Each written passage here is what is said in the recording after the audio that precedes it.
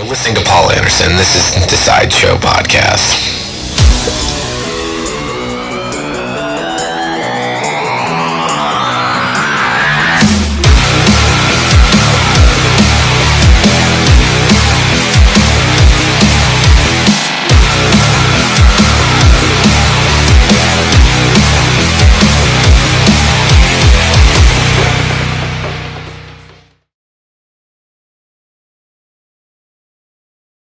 And welcome to this week's episode of the Sideshow PC.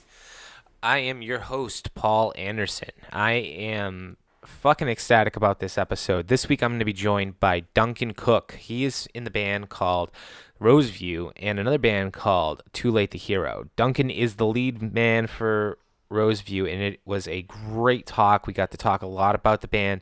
They are brand new and they are up and coming. They have so much great things coming forward, and I can't wait for you guys to check it out. He is also in another band that just released an album. The band's called Too Late the Hero. They released a new album this year, and it's a great listen. If you're into the heavier music, I suggest you check it out.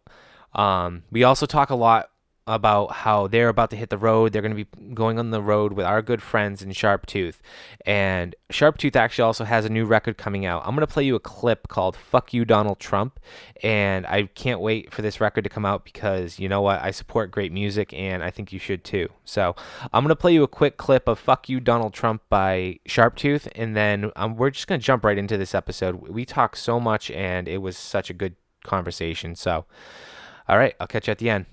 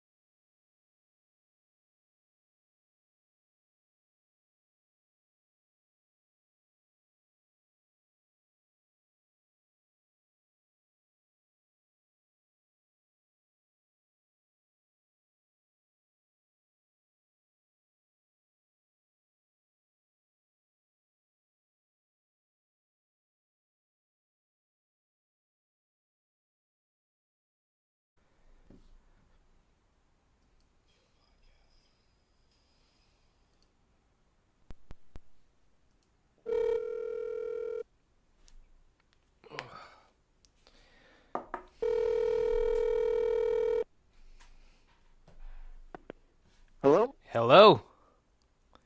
Paul? Yes, sir. Duncan? Yes. What's How's up? it going, man? I'm good, man. How are you? Great. Thank you for being on the show.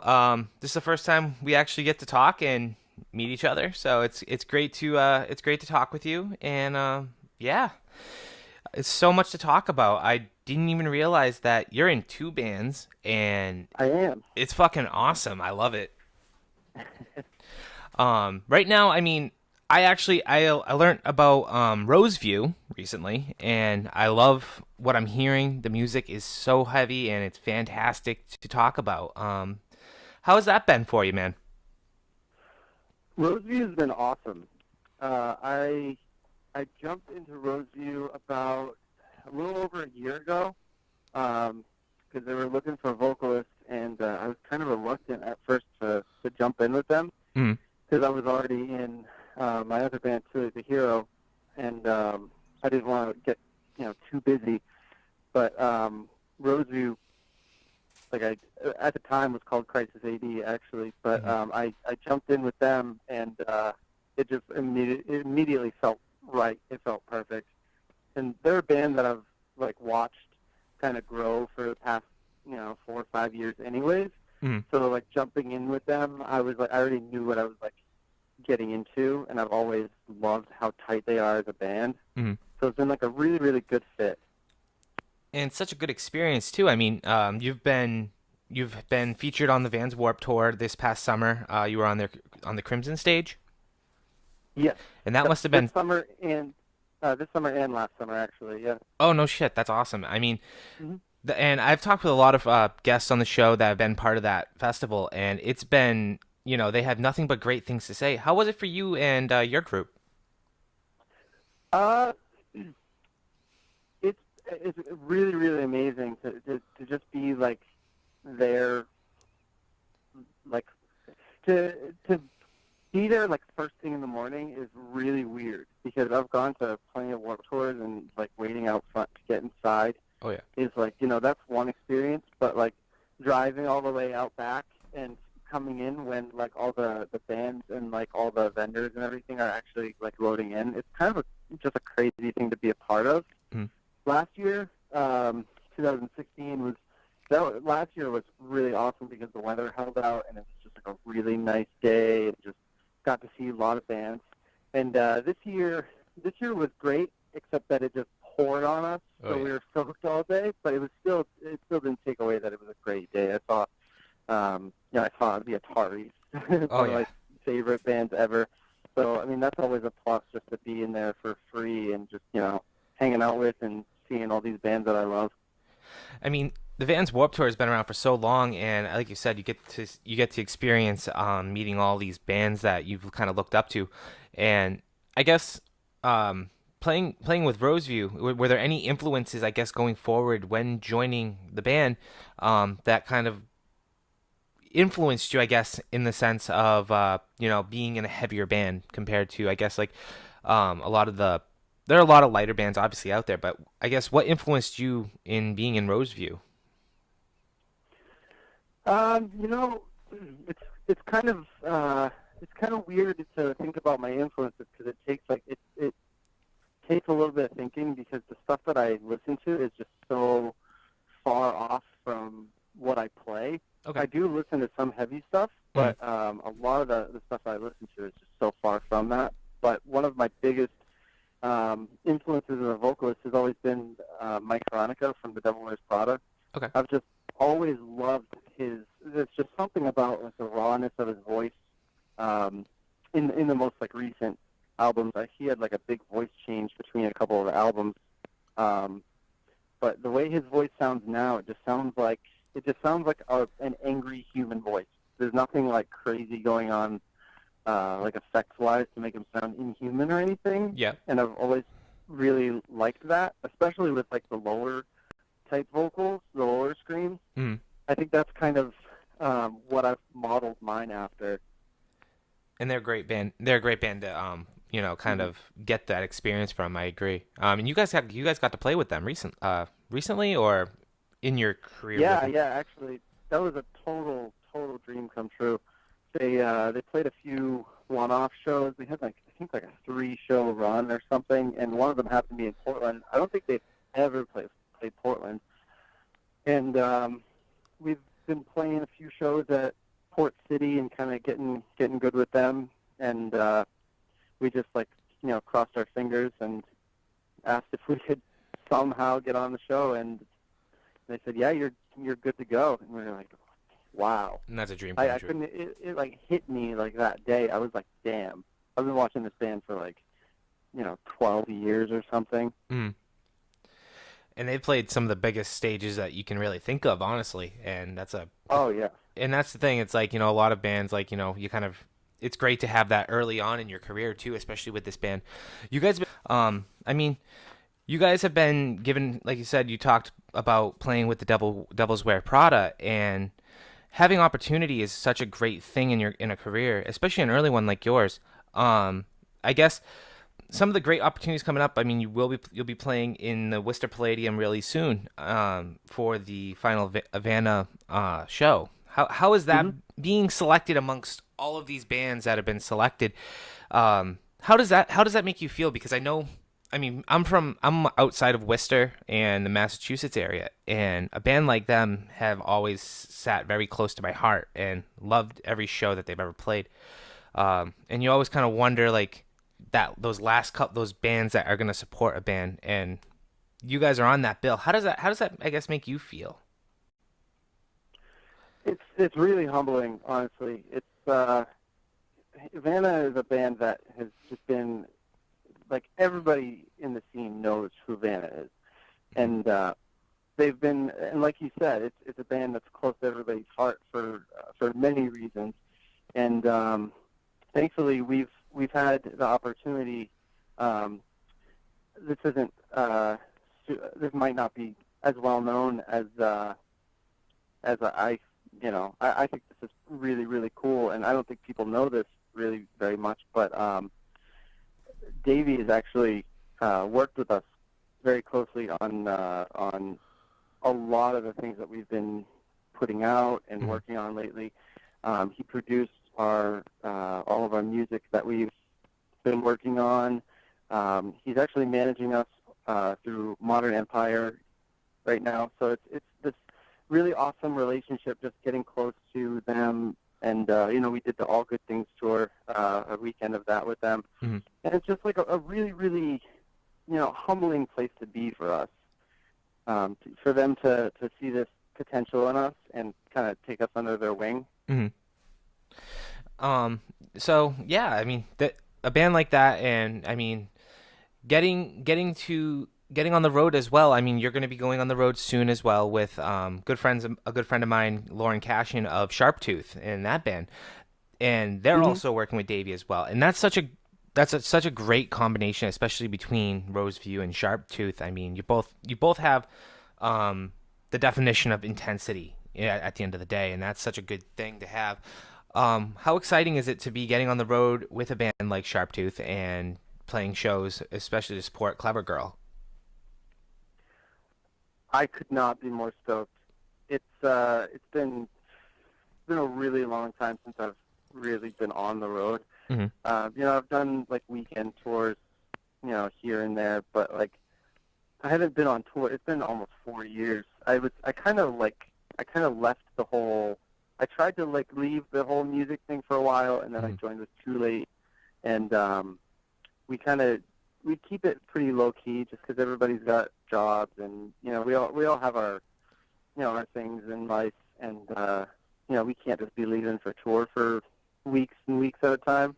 So that's been kind of like not a priority for a long time.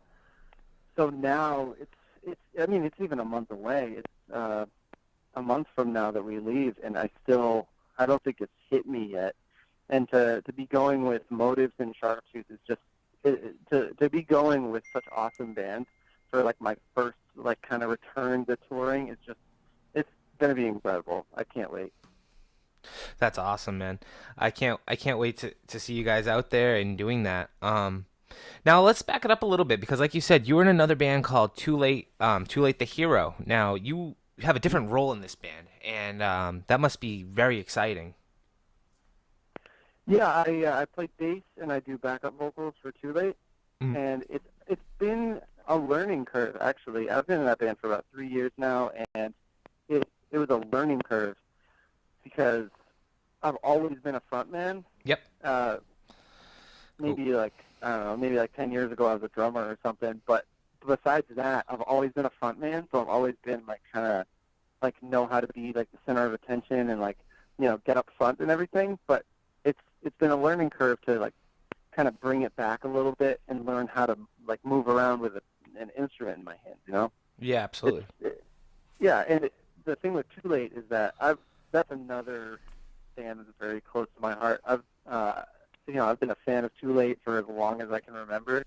So when they asked me to join, it was like, yeah, and it's very, very close to the heart to be in that band. I love those guys.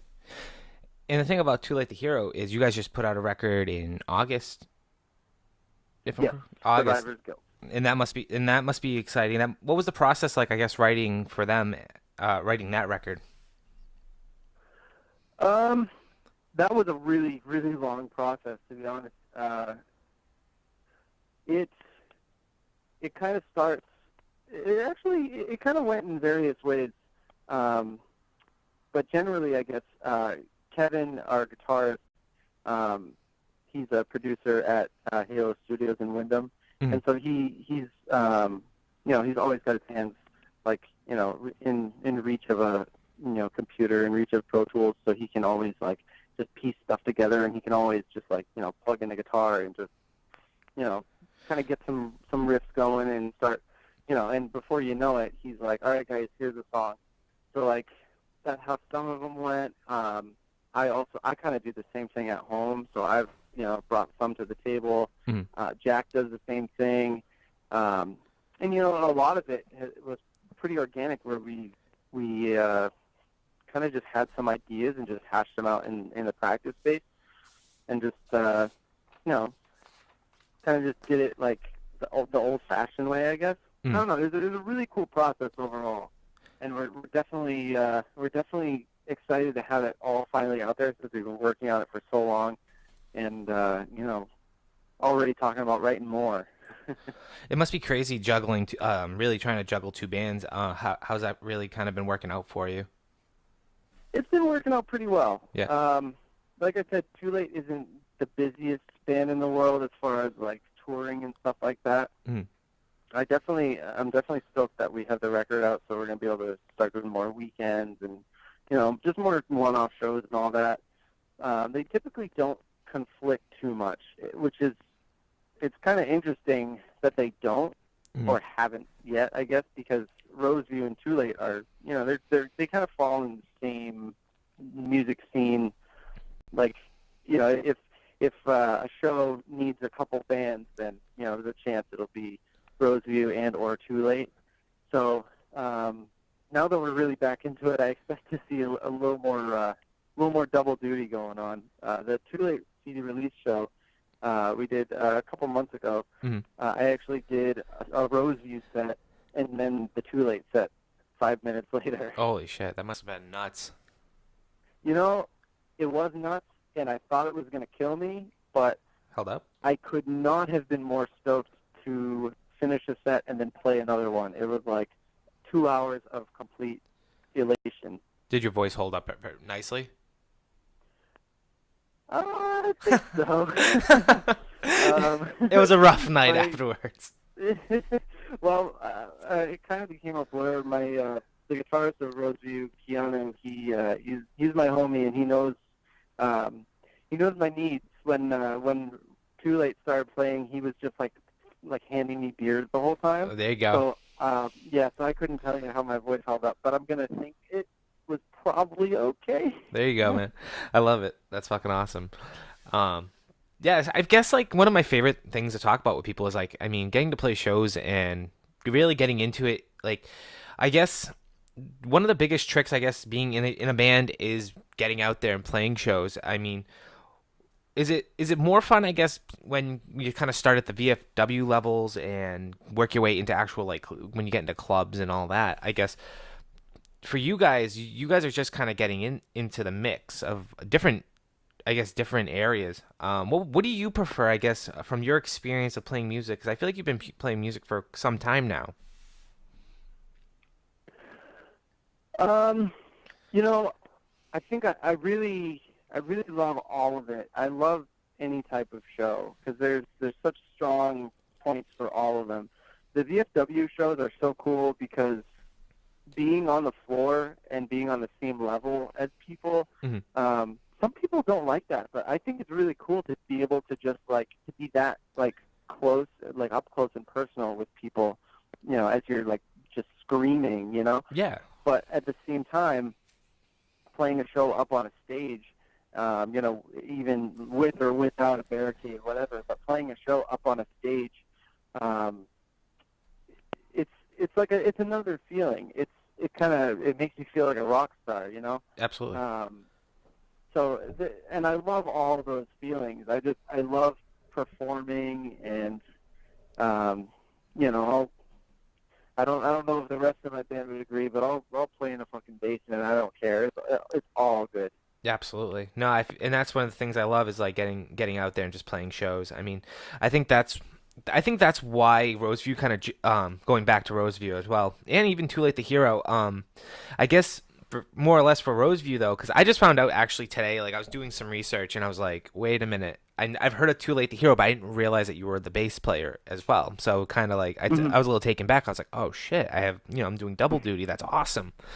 But knowing about Roseview, I feel like that's what kind of got my attention is that you guys were playing shows and kind of getting out there, especially being from you guys are from Portland, Maine, so Mhm. and it's not like we're too far from one another, I guess.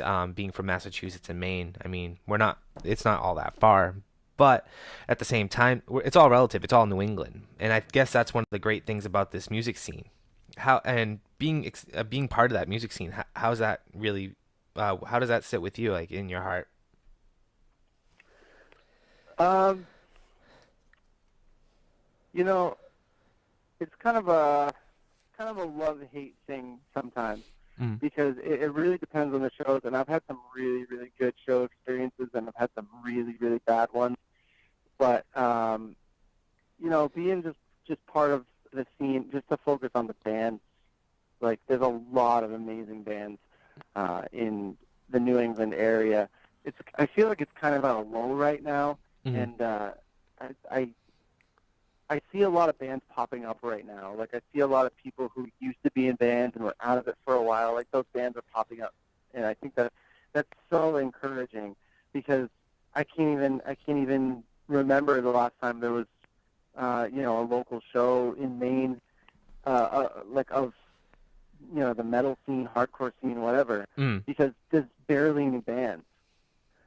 It's just I don't know. It's good to think that there might be a resurgence because they say that like the scene kind of has its ups and its downs. I think we're coming up from one of the lows right now, and that's really cool. It's really cool to see. It's really cool to be a part of, Mm. and I think it's really cool when people. I think it's really cool to be able to be like, yeah, we're from Portland, Maine, and people either have there's two possible reactions. It's one, Portland, Maine, what the fuck is that? Or holy shit, you guys came from a long way away. Exactly. And it's definitely like an obscure, you don't hear a ton of bands coming out of Portland, Maine, so it's cool to be able to say that. No, and I agree with you. I mean, I feel like that is it's a very it's very uncommon if anything, and I think I think you hit the nail on the head, especially where right now there could be a resurgence, because there was a point where, I mean, probably in 2009, I think the general feel was there were too many bands, not enough fans, and that was something that a lot of it sucked, I guess, being in a band at that time in one way, because it was just like you were always kind of competing with your peers, and it was very hard because as a fan had to make that tough decision. Like if you were playing the same night as one of your friends and it's at a different venue, they had to make choices, and it was very hard to really put people in the clubs or at the VFW halls at the time. Hmm. So I definitely agree with you. I think that it's good. It's definitely good to see all these new bands, especially people who have been in bands before, are just kind of getting themselves kind of back into it. And it's good to see because it's not like it's bad quality music. It's just that they got to live life a little bit. You know what I'm saying? Hmm. And it's something that they get to, and they're writing about what's going on in their life. And it's not. it's not necessarily the same as like 2009, 2010. It's 2017, and there's a lot of shit going on. Hmm. So I love it, man. I guess that's one of those things that as well. It's like, a lot of people are writing about kind of like all the nonsense that kind of goes on in the world. I'm not a very political person or anything like that. But I guess, do you guys try to stay away from that? All that nonsense that's really kind of going around right now, or are you guys very outspoken with it? Um, More current event I types. think that I think that there's I think that it's really good for a band to kind of define what their message is, Mhm. and I think that those bands who have like a political message, more power to them. I love that. I listen to a lot of bands that have pretty strong messages, Mhm. but I at least for my lyrical content and my kind of intention with the band, I try to keep it away from politics because I don't personally like that conflict just for me personally. So I try to stay away from it, and I try to write more emotionally spoken lyrics and stuff like that.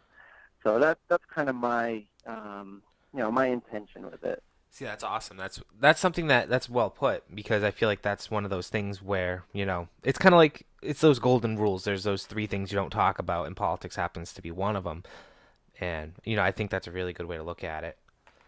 Um, yeah, dude. So I love what you guys are putting out, and it's so good to talk with you. I don't want to take up too much more of your time. I do have one more game I love to play with the guests on the show, and it's a tough question, and I don't know if you're familiar with it on my show, if you've checked it out or anything. But it's Desert Island, and you're stuck on a desert island, and you have to bring one record with you. What's that record and why? Oh wow, Yeah, I know. that's I'm a sorry, man. I always do this with people, and they're like, "Fuck, you caught me off fucking guard." damn. Uh, I could say that would change week to week, but only one record. One record, man. I had people cheat and give me three, but it's all good. um, if I could give you one, all right. Give me 2 seconds. I got this. Um, fuck it. In Keeping Secrets by Coheed and Cambria. Oh, that's a fucking great record, man. That's probably like my favorite answer I've gotten on the show since starting this podcast. So I'm right there. I love it, dude. That's such a good Dude, record. it's It's not difficult. even. I can't even. That's awesome, man. Um, Oh my god, dude, best band. I what do love those guys. what are you listening to right now? I guess like when if you do you listen to a lot? I love asking this too. Is like, do you listen to a lot of music on your free time, and what are you listening to as well? I listen to music pretty much as possible. Like no matter what I'm doing. Oh, Like same. I go into work at I work at Trader Joe's in Portland, Oh, nice. and I work from 5 a.m. to I work at 5 a.m. and the first few hours I can listen to music, Mm. and it's a pretty good mix usually. I listen to a lot of Citizen, Moose Blood, like kind of new like emo type stuff. Yep. But you know, I'll be honest, I'm pretty basic though with some stuff. I'm really really loving Post Malone and Rich Chiga and stuff like that. Okay. Yeah. I did see Ninja Sex Party and Tupperware Remix Party a month ago, and that was definitely one of the best shows I've been to. And I've been listening to Tupperware Remix Party pretty much constantly for the past month. I've never heard of them, so I gotta definitely now. After this, I gotta check it out. Oh man, Wild. definitely not for everybody, Okay. but it's super. It's kind of like Daft Punk, like kind of like funky electro stuff. Super Okay. weird and nerdy, but I love stuff like that. No, that's cool. I have like no like one specific genre that I love. There's so much out Mhm. there. There's so much. That's what's great about music, I guess, is like there's so much out there for people to kind of explore, and you got to open your mind because like and it does it goes back to kind of like your desert island. Like this answer could change day to day. So Hmm. it's one of those things, Definitely. and it's crazy. Yeah, man. All right. So I don't like I said, I don't want to take up too much more of your time, and I definitely I love playing music at the end of the episode, and I'd love to play one song from each of your bands if that's okay. Absolutely. What songs would you like to hear? How about Tunnel Vision by Roseview and um, Royal Blood Loss by Too Late to Hero. Royal Blood Loss? Yep, Royal Blood Loss. Perfect. All right, man, dude, that's awesome. I really appreciate you being on my show today. Absolutely. Thank you so much for having me. Thanks. It was nice to meet you too. Yeah, great to meet you, man. Thank you so much. I hope to see you at the Vanna Final Farewell show.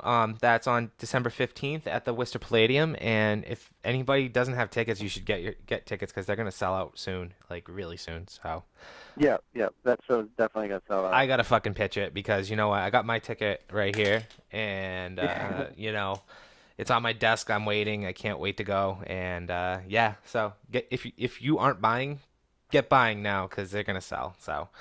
All right, man. Mhm. Hey, everybody. That was Duncan Cook. He was from the band Roseview and Too Late the Hero.